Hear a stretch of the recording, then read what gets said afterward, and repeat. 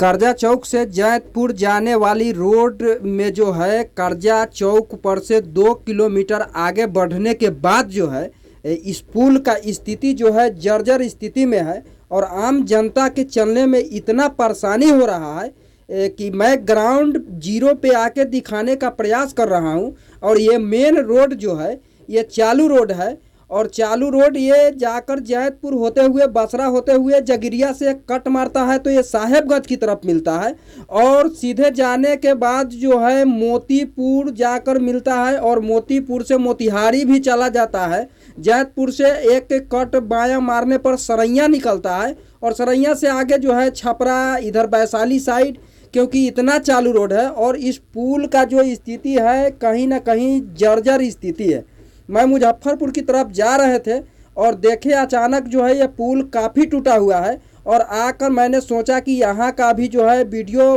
बनाने का प्रयास करूँ और जो है वीडियो बनाकर जो है दिखाने का यहाँ का सिस्टम को दिखाने का प्रयास करें कि ये रोड का स्थिति किस प्रकार से है। और ये पुल जो है आज 4 साल के अंदर में जो ध्वस्त हुआ है इस पुल को दिखाने का मैं प्रयास कर रहा हूँ कि चलने में कितना परेशानी हो रहा है ये ज़रा आप लोग देखिए। और इस पुल को मैं काफ़ी दिखाने का प्रयास इसलिए कर रहा हूँ कि अंग्रेज़ों के बनाया हुआ पुल जो है 100 साल चलता था, लेकिन आज़ाद भारत के आज़ाद ठेकेदारों का बनाया हुआ पुल जो है